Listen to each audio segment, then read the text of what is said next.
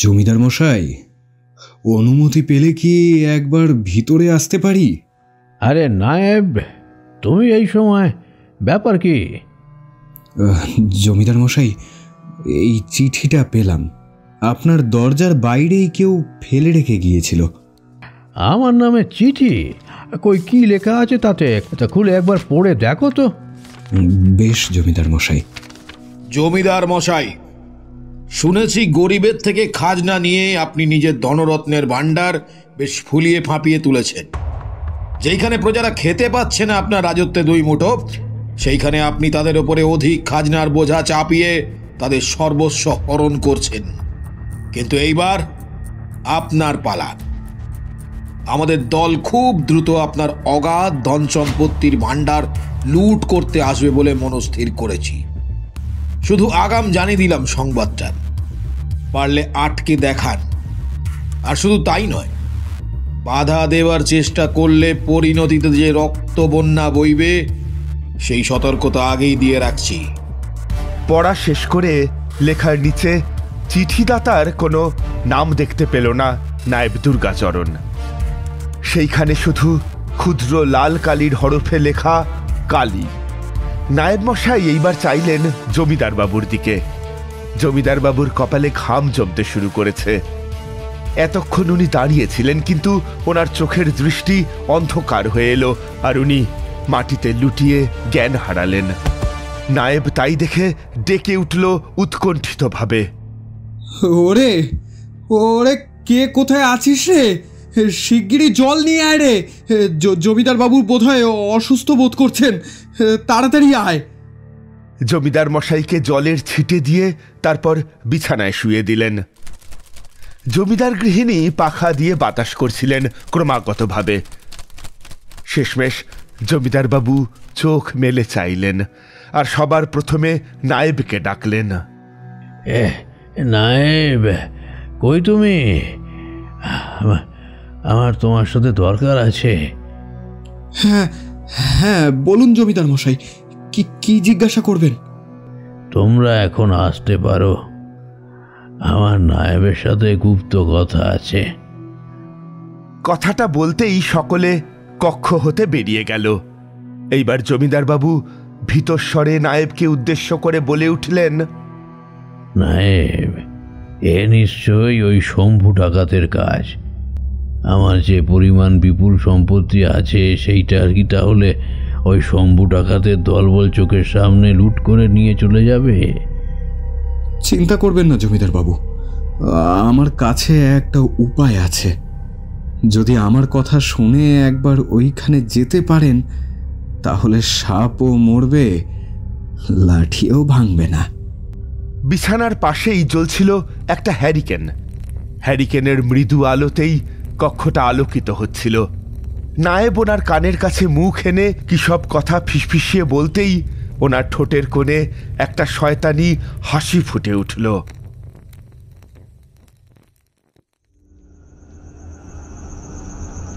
গভীর রাত্রি। পর্ণকুটিরের সামনে আগুন জ্বালিয়ে একজন জটাজুটো তান্ত্রিক সাধু একান্ত মনে জপ করে যাচ্ছিলেন। সামনে জ্বলতে থাকা আগুনের আভায় তাকে বেশ ভয়ঙ্কর দেখাচ্ছিল। কটা চোখে ওই তান্ত্রিক একবার তাকিয়ে দেখলেন তার সামনের দিকে। সামনের মাটি ফুঁড়ে বেরিয়ে এলো বিরাট আকার মিশকালো রঙের একটা পিশাচ। সে আক্রমণের ভঙ্গিতে বসে আছে। তান্ত্রিক ওই পিশাচের দিকে একটুখানি জল ছিটিয়ে দিতেই সে ছটফট করে উঠল, আর তার ওই জান্তব চিৎকার ছড়িয়ে পড়ল শ্মশানের কোণে কোণে। আসুন জমিদার মশাই, দেখবেন এই জায়গাটা বেশ অন্ধকার আর চলার পক্ষেও দুর্গম। দুজনেই এইবার গিয়ে পৌঁছল ওই তান্ত্রিকের সামনে। অবশ্য তারা আলোকবৃত্তের মধ্যে ছিল না, তারা ছিল অন্ধকারে। অন্ধকারে একটা গাছের গুড়ির পাশ দিয়ে আড়াল থেকে দেখছিল তান্ত্রিকের কর্মকাণ্ড। ওই তান্ত্রিক এইবার হাতের ইশারায় চলে যেতে বলল সেই পিশাচটিকে। পিশাচ মিলিয়ে গেল কই যেন, আর বাতাসে ছড়িয়ে পড়ল পুনরায় ওই পিশাচের জান্তব চিৎকার। তান্ত্রিকের ঠোঁটের কোণে খেলে গেল একটা শয়তানি হাসি। এইবার গুটি গুটি পায়ে জমিদার মশাইকে নিয়ে নায়েব ওই তান্ত্রিকের কাছে এগিয়ে গেল। তান্ত্রিক তাদের দিকে একবার তাকাতেই দেখে শিউরে উঠল দুজনেই। নায়েব 2 হাত যুক্ত করে প্রথমে প্রণাম করে বলল, বাবা, আমাদের বিপদ থেকে উদ্ধার করতে হবে যে, বড়ই আশা করে এসেছি। সাধু একবার শুধু ওদের দিকে চাইলেন, তারপর আবার তার ঠোঁটের ফাঁকে জেগে উঠল সেই শয়তানি হাসি। উনি এইবার বেশ দাপটের সাথেই বলে উঠলেন, পারবি? সেই সাহস আছে? তোর ধন সম্পত্তি একমাত্র সেই রক্ষা করতে পারবে প্রজন্মের পর প্রজন্ম। তার না আছে লয়, না আছে ক্ষয়। তার জন্য যে একটা তাজা প্রাণ বলি দিতে হবে রে। হ্যাঁ বাবা, কি বলছেন কি? শোন, তোকে যক্ষকে জাগিয়ে তুলতে হবে, আর ওই যক্ষতে রূপান্তরিত করতে হবে কোনো সুলক্ষণযুক্ত ব্রাহ্মণ সন্তানকে। তার বলি দিতে হবে তোকে ওই যক্ষ দেবীর কাছে। বিশেষ ক্রিয়া আছে, ওই ক্রিয়া সম্পন্ন করে তাকে দেবীর কাছে উৎসর্গ করতে পারলে তবেই কাজ হবে। ঠিক আছে বাবা, তাই হবে, শুধু আমার কাজটা করে দিন। তবে শুনে রাখ, আসছে শুক্লা তিথির যে অমাবস্যাটা পড়েছে, ওই দিন আমি আমার উপাচার নিয়ে গিয়ে তোর বাড়ির কাছে উপস্থিত হব, আর সেই দিন তুই সমস্ত ব্যবস্থা করে রাখিস। বেশ বাবা। ওরা ওই কথা শুনে রাজি হলো এবং সেইখান থেকে চলে গেলে পরে জমিদার মশাই একদিন তার বাড়ির পুরোহিতের ছেলে সনাতনকে দেখতে পেলেন। সে তার বাবার সাথে নিত্য সেবাইতের কাজ করতে আসে এই বাড়িতে। নায়েবের সাথে চক্রান্ত করে জমিদার মশাই লোক লাগিয়ে দিলেন তার পিছনে। একদিন ফুল তুলতে গেলে পরে পুরোহিতের ছেলেকে মুখে কাপড় চাপা দিয়ে অজ্ঞান করে গুম করে দেয় জমিদার মশাইয়ের নিযুক্ত লোকেরা। পুরোহিত মশাই বহু খোঁজাখুঁজি করেন, কিন্তু সনাতন হারিয়ে গিয়েছে এই কথাই ছড়িয়ে পড়ল গ্রামের আনাচে কানাচে। জমিদার মশাই বিশেষ পাত্তাই দিলেন না এই ব্যাপারে, উদাসীন হয়ে রইলেন। ক্রমেই ওই দিনটা এগিয়ে আসার পর জমিদার বাবুর লেঠেলরা ওই ছেলেকে চোখে কাপড় দিয়ে সিঁড়ি দিয়ে সুড়ঙ্গ পথে নিয়ে যেতে লাগলো। সনাতন খিদে তৃষ্ণায় ভুগে একেবারে শুকিয়ে গিয়েছিল। ধরা গলায় সে বলে উঠল, আমাকে কোথায় নিয়ে যাচ্ছ? আমি আমার বাবার কাছে ফিরে যাব। আমাকে দয়া করে ছেড়ে দাও, ছেড়ে দাও আমাকে। সুড়ঙ্গ দিয়ে নিয়ে গিয়ে ওই গুপ্ত কক্ষে পৌঁছনোর পর সনাতনের চোখের ওপর থেকে ঢাকা খুলে দিল 2 জন প্রহরী। আর সে দেখল দম বন্ধ করা একটা জায়গা আগুনের আভায় বেশ উজ্জ্বল হয়ে আছে। আশেপাশে অগাধ সম্পত্তির ছড়াছড়ি। শুধু তাই নয়, ভিতরে দরাজ এবং গম্ভীর কণ্ঠে কেউ যেন মন্ত্র পাঠ করছে। তান্ত্রিকের পাশেই দাঁড়িয়ে আছেন জমিদার বাবু স্বয়ং, এবং তার পাশেই আরেকজন ষণ্ডা মার্কা ব্যক্তি। সে ধরে আছে একটা খড়গ। এইবার ওই তান্ত্রিক বলে উঠলেন, যা, ওই ছেলেটাকে নিয়ে আয়, আর হাঁড়ি কাঠে তার ঘাটটা ধরে বসিয়ে দে। না না না, আমাকে ছেড়ে দাও তোমরা। আমি আমার বাবার কাছে ফিরে যেতে চাই। তোমরা যদি আমাকে নির্বিচারে নিরপরাধে হত্যা করো, তাহলে কিন্তু এর পরিণতি খুব মর্মান্তিক হবে, বলে দিচ্ছি আমি, খুব মর্মান্তিক হবে। আমাকে ছেড়ে দাও, আমাকে বাবার কাছে নিয়ে যাও, আমি বাবার কাছে যাব। কেউ ওর কথা শুনল না। ছেলেটাকে পিছমোড়া করে বেঁধে ফেলার পর তার ঘাড়টা হাড়ি কাঠে রাখল ওই প্রহরীরা। আর ওই তান্ত্রিক ওই ছেলেটির কপালে পরিয়ে দিল লাল রঙের একটা তিলক। ছেলেটা এতক্ষণ ছটফট করছিল, কিন্তু এইবার ওই মন্ত্রপুত সিঁদুরের টিকা পরিয়ে দেওয়ার সাথে সাথেই ছেলেটি শান্ত হয়ে গেল। আর তান্ত্রিকের ওই চেলাটা তার ঘাড় লক্ষ্য করে বসিয়ে দিল এক খাড়ার ঘা। রই রই রব উঠল সুরঙ্গের মধ্যে। তান্ত্রিক কিছু একটা মন্ত্র পড়ে ওই ছেলেটির রক্ত নিয়ে দেবীর কাছে উৎসর্গ করল। এবং সেই সময়ই ওই সুড়ঙ্গের মধ্যেকার ঘরটা কেঁপে উঠল।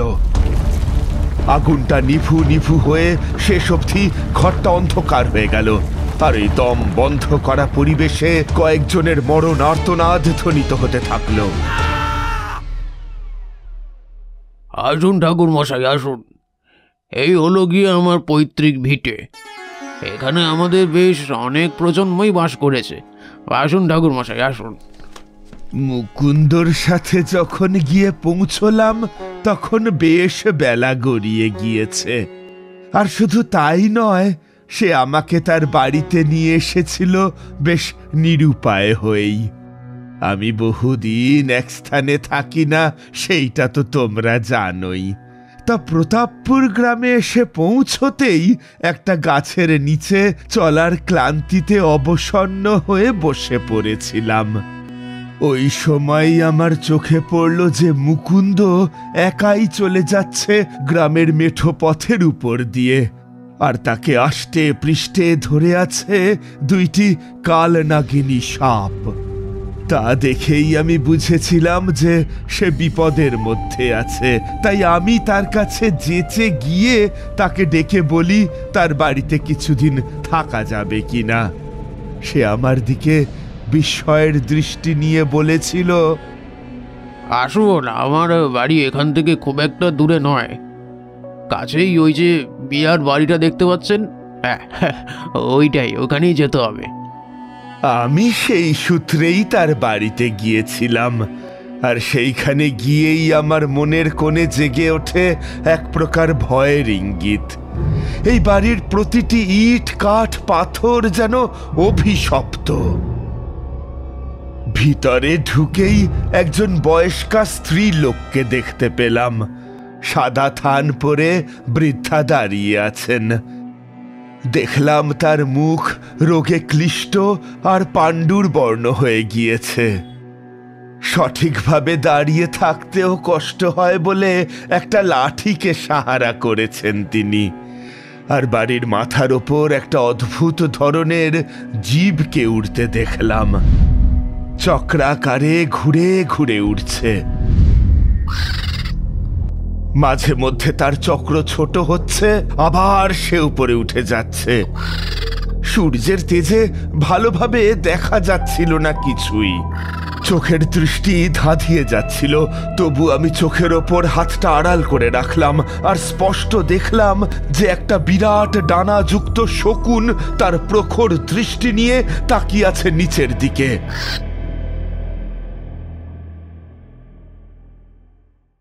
ঠাকুরমশাই, ওই শকুনটা যখনই আমাদের বাড়ির ওপর দিয়ে উড়ে বেড়ায়, তার ঠিক 2-3 দিন পরেই কারণ না কারণ মৃত্যু ঘটে। কি যে হচ্ছে কিছুই বুঝতে পারছি না। ঠাকুরমশাই, কি হচ্ছে বলুন তো? আমি একটা খাতা পেয়েছিলাম, ওইখানে আমার ঠাকুরদার কিছু লেখা ছিল, কিন্তু খুবই সাংকেতিক হরফে সেই লেখাগুলো। যদি সেইগুলো উদ্ধার করা যায় তাহলে কারণটাও হয়তো বুঝতে পারবো। কেননা আমার বাবা মৃত্যুর আগে আমাকে তেমনভাবে কিছু বলে যায়নি, বরং তিনি আমাকে ওই ডায়েরিটা সিন্দুক থেকে বের করে ওই মৃত্যুর আগের মুহূর্তে দিয়ে গিয়েছিলেন।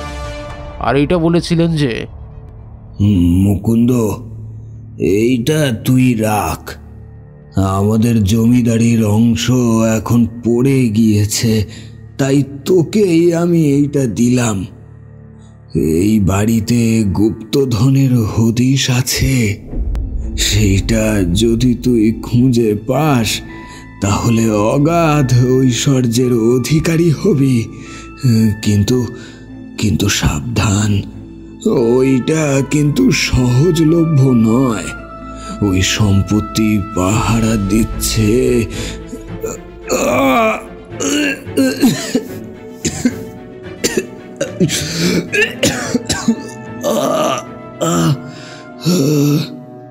কথাটা বলেই বাবার গলা থেকে ভীষণ জোরে একটা কাশি শুরু হয়, আর তার থেকে বেরোতে শুরু করে ছলকে ছলকে রক্ত। এইভাবেই নাকি আমার পূর্বপুরুষেরও মৃত্যু ঘটেছে। মৃত্যুকালীন সময়ে তোমার বাবার বয়স কত হয়েছিল? 50। শুনেছি এই বংশের শেষ জমিদারও নাকি অপঘাতেই মৃত্যুবরণ করেছিলেন এবং তাকে আর খুঁজেও পাওয়া যায়নি। শুধু তাই নয়, মৃত্যুকালীন সময় তার বয়স ছিল মোটে 50। তারপর থেকে এই বাড়িতে একটা অদ্ভুত সময় আসে। সেই সময় ওই পাখিটা মৃত্যুর বার্তাবাহক রূপে ছুটে আসে, আর তারপরেই মারা যায় কেউ না কেউ। ঠিক আছে, ওই খাতাটা দাও আমাকে, আর আমাকে একটা দিন সময় দাও। আশা করি আমি ওই সংকেত আর গুপ্তধনের হদিশ পাব। সেই সাথেই আমার করা তন্ত্রমন্ত্রের বিধানে মোচন হবে এই বংশের অভিশাপ। খাতাটা আমাকে দিয়ে দিল মুকুন্দ।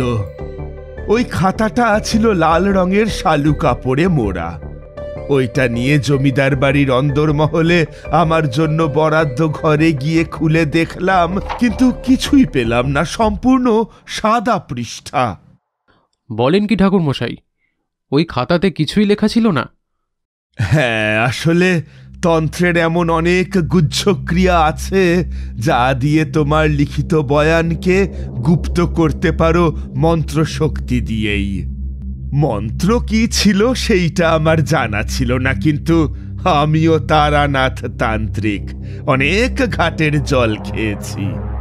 আমি গুরু মন্ত্র জপ করে একটা ছক নির্মাণ করলাম, আর সেইখানেই কিছু গণনা করতে করতে আমার চোখের সামনে দৃশ্যমান হয়ে উঠল কয়েকটা সংস্কৃত অক্ষর। সেইগুলো কেবল আমার চোখেই দৃশ্যমান ছিল।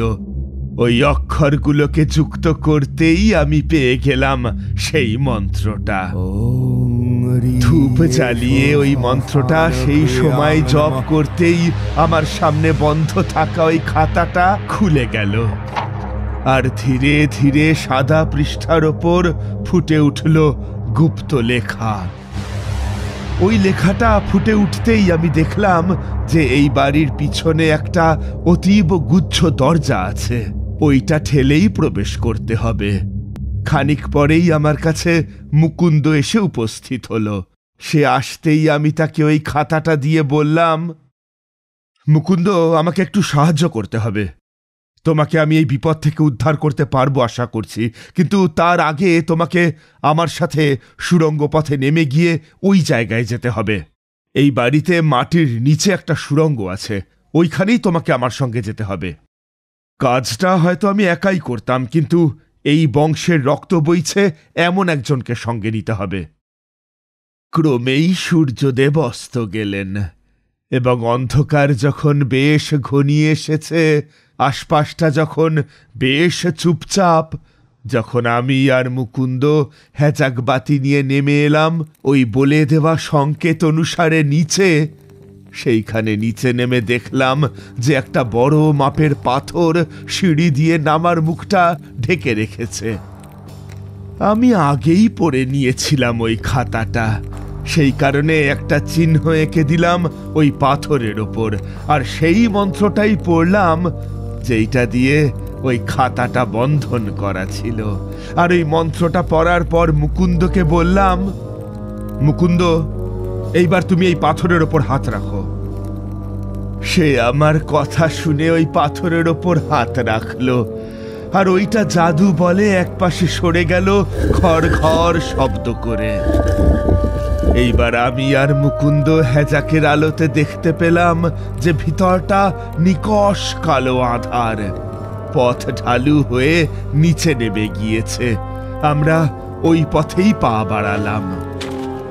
বেশ অনেকটা চলার পর অন্ধকারে চোখ সয়ে গেল। দেখলাম যে ভিতরটা বেশ ফাঁপা, অর্থাৎ বেশ বড়। হ্যাজাকের আলোটা উস্কে দিতেই যা চোখে পড়ল, সেইটা দেখে আমার আর মুকুন্দের চোখ ছানা বড়া হয়ে গেল। উত্তেজিত হয়ে কিশোরী এইবার জিজ্ঞেস করে উঠল, কি দেখলেন ঠাকুরমশাই? দেখলাম ভিতরে একপাশে অনেক স্বর্ণ মুদ্রা, মণি মাণিক্য, অলংকার সবকিছু স্তূপীকৃত করে সাজিয়ে রাখা আছে, আর অন্যদিকে পড়েছিল বেশ কিছু কঙ্কাল। সেই সাথেই দেখতে পেলাম একটা পুড়ে যাওয়া মরচে পড়া খড়গ। মাটিতে লেগেছিল রক্তের দাগ। এইবার আমি দেখলাম যে সামনে একটা হাড়ি কাঠ, আর ঠিক তার সামনেই পড়ে আছে একটা কঙ্কালের মাথা। মুকুন্দ বেশ অবাক হয়ে গিয়েছিল। জমিদারি পড়ে গিয়েছিল, কষ্টে সৃষ্টে সংসার চলছিল ওদের, কিন্তু এই বাড়ির ভিতরেই যে এত গুপ্তধন লুকিয়ে আছে সেইটা জানতো না কেউ। সে ছুটে গেল ওই ধনরাশির দিকে। আমি তাকে নিষেধ করলাম, কিন্তু তবু সে শুনল না। আর কোত্থেকে মাটির নিচের তলার ওই ঘরটা কাঁপিয়ে জান্তব হুঙ্কার ভেসে এলো। মুকুন্দকে শূন্যে তুলে ছুঁড়ে ফেললো দূরে। দেওয়ালে ধাক্কা খেয়ে সে পড়ে গেল, তার কপাল দিয়ে রক্ত বেরোতে লাগলো। আমি ওই সময় একটা জায়গায় বসে পড়লাম আর নিজেকে ঘিরে গণ্ডি নির্মাণ করলাম। আমার চারপাশে ওই কঙ্কালের মাথাটা উড়ে বেড়াতে লাগলো, আর অন্যান্য কঙ্কাল যেগুলো ইতিউতি পড়েছিল সেইগুলো এইবার উঠে দাঁড়ালো। তাদের চোখে আগুন জ্বলছে, আর ওরা ওই ছেলেটার দিকে ছুটে যাচ্ছে। মুকুন্দকে তারা মেরে ফেলতে চায়। আমি তখন মধু সুন্দরী দেবীর মন্ত্রপাঠ শুরু করলাম। ওং হ্রিং ক্রিং ছট, ওং হ্রিং ক্রিং। মন্ত্রপাঠ করতে করতেই দেখতে পেলাম যে মুকুন্দকে চারটে কঙ্কাল ঘিরে রেখেছে, আর বাতাসে উড়তে থাকা ওই কঙ্কালের মাথাটা হো হো করে হেসে উঠে বলছে,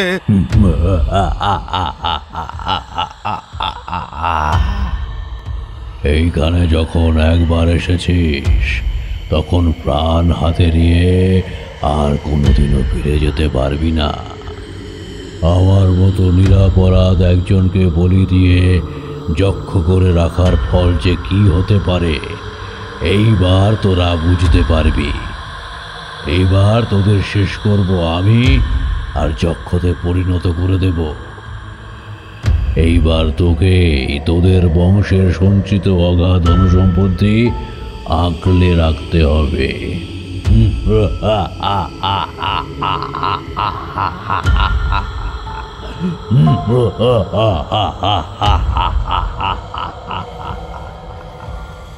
আমি মন্ত্রপাঠ করতে করতেই দেখলাম হঠাৎ করে মাটিতে পড়ে থাকা ওই খাড়াটা নীল বর্ণ ছিটিয়ে বাতাসে ভেসে উঠল, আর এই নীল বর্ণের ছটায় সমস্ত কঙ্কালগুলোর গায়ে ধরে গেল আগুন। চোখের সামনে ওই কঙ্কালগুলো আর ওই কঙ্কালের মাথাটা ভস্মে রূপান্তরিত হলো। অজ্ঞান হয়ে গিয়েছিল মুকুন্দ। আমি দেখলাম আমার সামনে বিশাল আলোকজ্যোতি নিয়ে আবির্ভূতা হয়েছেন মধু সুন্দরী দেবী। উনি অভয় মুদ্রা দেখিয়ে আশীর্বাদ করে জিজ্ঞাসা করলেন, কি চাও তুমি তারানাথ? দেবী, এই বংশের উপর থাকা অভিশাপ যেন ঘুচে যায়। যে পাপ করেছে তাকে তো শাস্তি পেতেই হয়েছে, কিন্তু তার কৃতকর্মের ফল এরা কেন পাবে? এদের তুমি উদ্ধার করো দেবী। কথাটা শুনে দেবী মুখে তথাস্তু বলে মিলিয়ে গেলেন। তারপর দেখলাম মুকুন্দর জ্ঞান ধীরে ধীরে ফিরে আসছে। সে উঠে আমার দিকে চোখ মেলে চাইল, তারপর বলল, ঠাকুর মশাই, আমার কি হয়েছিল? আমি তাকে সবটা খুলে বললাম, আর সব শুনে মুকুন্দ বলে উঠল, সবই বুঝলাম ঠাকুর মশাই, কিন্তু ওই দিন তান্ত্রিক যখন ছেলেটাকে বলি দিল তখন তাদের সাথে কি হয়েছিল? আমার পূর্বপুরুষ আর ওই তান্ত্রিকরাই বা মারা গেলেন কেন? ব্রাহ্মণ সন্তানকে হত্যা করার পাপে ঈশ্বর তাদের উপর অসন্তুষ্ট হন, আর ওরা কালো জাদুর চর্চা করছিল বলে তার একটা অশুভ প্রভাব পড়েছিল ওদের উপরে। এই সেই জমাকৃত সম্পত্তি যেটা ডাকাতের কাছ থেকে লুকিয়ে নেওয়ার জন্য রাতের আধারে জমিদার মশাই এইখানে লুকিয়ে রেখেছিলেন, এবং সেইটাই ওই ব্রাহ্মণ সন্তান পাহারা দিয়েছিল এতদিন। কিশোরী এইবার প্রশ্ন করল, ঠাকুর মশাই, ওই ছেলেটা কি মুক্তি পেয়েছিল? হ্যাঁ, মধু সুন্দরী দেবী যেই না ওইখানে প্রকট হয়েছিলেন, ওই সময়ই দেবীর আশীর্বাদে ওই ছেলেটি মুক্তি লাভ করেছিল। আর বাড়ি থেকে ঘুচে গিয়েছিল সেই মারণ অভিশাপ। আর কথা বাড়ালাম না, ঠাকুর মশাইও এক নাগারে গল্প বলার পর আমাদের বিদায় দিলেন। আমরাও ওনাকে ওই দিনের মতন বিদায় জানিয়ে চলে আসি। আমাদের এই গল্প যদি আপনাদের ভালো লেগে থাকে তাহলে অবশ্যই লাইক করবেন এবং শেয়ার করবেন। যারা চ্যানেলটিতে নতুন তারা অবশ্যই সাবস্ক্রাইব করুন। শুধু বেল আইকনটি টিপে নোটিফিকেশন অন করে দিন, যাতে আমাদের পরবর্তী কাজগুলোর খবর সবার আগে আপনার কাছে পৌঁছয়। ধন্যবাদ।